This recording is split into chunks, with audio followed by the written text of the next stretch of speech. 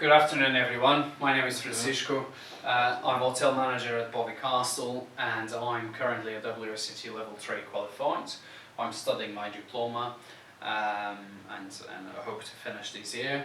So today I will be doing a lesson on Bordeaux labelling terms such as Bordeaux, Bordeaux Supérieur, Cru Bourgeois, Grand Vin, Grand Cru Glacé. So by the end of the session today you should be able to describe the style and the quality of the wines associated with these labels. Okay? So if we just recap in what we've learned so far in our course. Michael, what can you tell me about the climate in Bordeaux? What kind of climate we would expect? Cool, moderate climate, absolutely. So a moderate climate with some maritime influence, but don't worry with that for now. What main red grape varieties would we expect in Bordeaux, Ruston? Cabernet Sauvignon and Merlot. Cabernet Sauvignon and Merlot. Perfect. So, Cabernet Sauvignon and Merlot, what would we expect on the Cabernet Sauvignon grape variety? The thicker skin or thinner skin? Thick skin. Perfect, Rustam. And what colour? Deeper colour or lighter colour, Michael? Deeper. Deep colour. Okay. How will the tannins be on this grape variety, Marek? High tannins. Definitely. And acidity, Marek? The same. I would say high. Okay. Fantastic.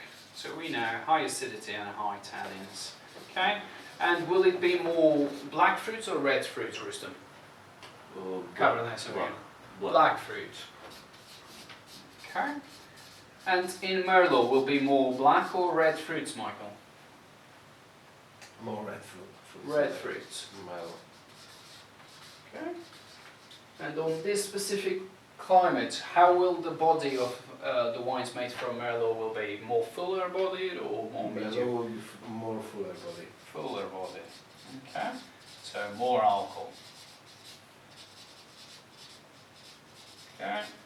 And will the wines from these grape varieties age well, Marek, do you think? They have always potential to. Okay, so they will go normally through oak aging, so we'll find some oak characteristics on it. Perfect, so we know quite a fair bit about these grapes. Okay, so we will refer through what we've gone through on the flip chart as we go through the labellings, because it's very, very important you always take that into consideration. Okay, so we've got Bordeaux and Bordeaux Supérieur. These wines are entry-level wines, so they are at the bottom of the hierarchy in terms of the quality for the labels we're talking today. So Bordeaux Supérieur will typically have 0.5 thereabouts percent more alcohol than Bordeaux. So knowing that they are entry-level wines, Michael, would we say that their body is going to be medium or full? Medium. Medium bodied. Well done. And how do we think the tannins will be, Rustam? Medium. Medium tannins. And the acidity, Marek? Same, medium. Medium acidity. And what flavour characteristics? Red and black? Black? Mixed fruits, yeah, indeed.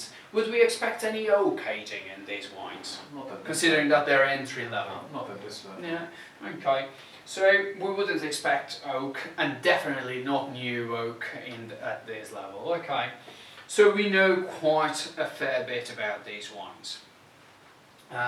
What do we think it makes, Marek, providing, as I said, Bordeaux Supérieur might have a bit more alcohol? What do we think it makes it having more alcohol?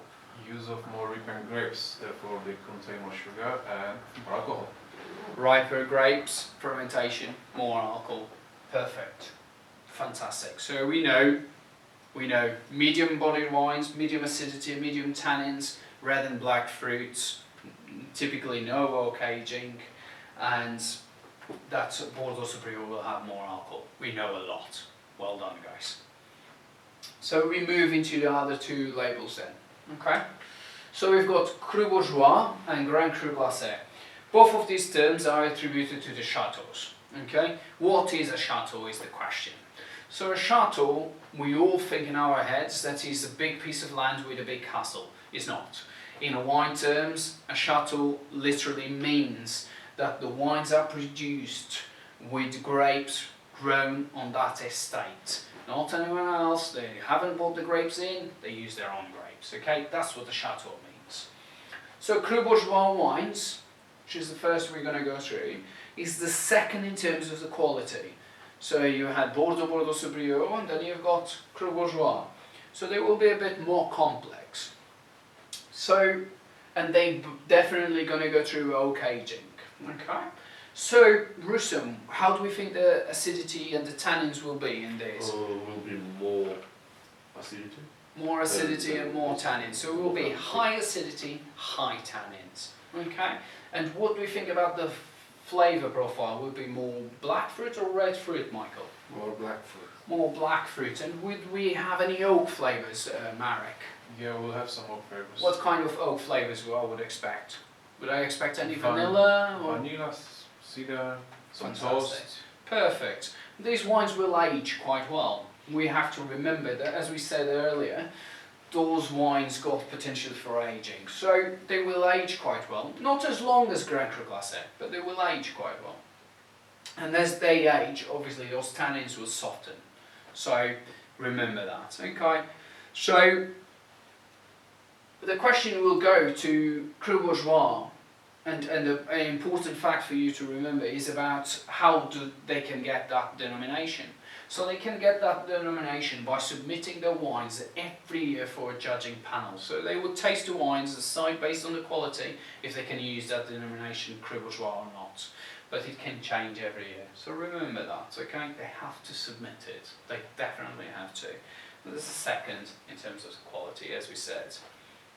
So we move into Grand Cru Glacé wines. So Grand Cru Glacé is a historic label term. Something happened in 1855 and some chateaus got this classification, but don't worry with the date, it's not relevant for you at this stage. So Grand Cru Glacé, top of the hierarchy, the best wines you can get, okay, and they're very high complexity, of course, as they are the best quality. So knowing that they will, they are the best quality, do we think they're going to age longer than Cru Bourgeois, Michael? Yes. They will definitely age longer than Cru Bourgeois. Well done. And how do we think the tannins will be? Will it still be high tannins and the high acidity? Will be much more. Absolutely. So even higher tannins and higher acidity. And would we expect to find oak flavours again? Definitely. Very much so. Yeah. Definitely, but maybe a bit more matured flavours because the wine will develop for further. So you will still have that cedar and vanilla, but that will develop into vegetable, tobacco and leather as the wine ages. When the wine ages, what do we think is going to happen to the tannins? If the wine ages longer, softens the tannins, makes it easier. Fantastic. So we said that Cru Bourgeois wines had what, a medium or a long finish? What did we say? Medium. Medium finish. So Grand Cru Glacé wines, even more complex wines, what do we think the finish will be? Much longer. Longer finish. So again, we knew a lot, okay? High acidity, high tannins, medium to full-bodied, dark fruits, oak flavours that develop into vegetable, as you said, and a long finish. So you know quite a lot, actually. Okay, is that clear on these two levels terms? Okay, so we're moving to the next chart, and the next chart basically has got Bordeaux and Bordeaux Supérieur, Cru Bourgeois and Grand Cru Glacé. So, can you tell me each one, so Michael, can you tell me one characteristic for Bordeaux and Bordeaux Supérieur? One characteristic, can be tannins, can be anything. It's all medium. It's all medium. So it's medium bodied, medium tanning and medium acidity. Fantastic, well done. What can you tell me about Cru Bourgeois, Marek? It's more acidity, more tannins, more complex wine, potential for aging, oaky flavors. Fantastic, well done. And Rustem, what can you tell me about Grand Cru Glacé wines? It will have high level of acidity, high level of tannins. Okay, where will we find oak flavours? Yeah. Yeah, Where? Two top. Two top. Fantastic. Cru Bourgeois, Grand Cru Glacé definitely will have oak flavours. So, again, quite a bit. You seem to have understood quite well. Well done. Let's move into the next label term. And the things might seem a bit more confusing as we go into this. So what do we think? We've got here Grand Vin, Grand Cru Glacé, Grand Vin, Cru Bourgeois, Grand Vin, Bordeaux Supérieur. What do we think it might mean? So, might seem quite confusing. Actually, it's not. It's not confusing at all. Okay. What it means, Grand Vin. Grand Vin is a marketing tool. So Grand Vin, it doesn't represent any quality at all. It has nothing to do with quality. So they only, basically, the chateaus can give that denomination to represent what they consider to be their best wines. It doesn't mean that those wines got a high quality. It's their best. Doesn't mean it's the best. Okay. So remember that. It's used as a marketing tool. Only marketing. It's got nothing else. Okay. I've left some labels with you, some I handed out earlier on your desks. So can you tell me, can you give me the wines that, or the labels that I would expect to see on the generic quality, Michael? So it's those three. What does it say on it? Bordeaux, Bordeaux and Bordeaux Supérieur. Absolutely, and you've got there the one that says Le Grand Vin as well, that is a Bordeaux as well. So, Yes. so why do we place that at the bottom as well? Because that's the basic entry level one. Okay, but is because it says Le Grand Vin, or is because no, it says it's something? because it's saying Bordeaux. The Grand Vin Fantastic. does not have anything to do with the Perfect. classification. And Rustem, which one would we expect to see here on the second in terms of the higher quality? Bordeaux Supérieur, Cru Bourgeois, sorry. Cru Chateau Bourgeois. d'Alsace.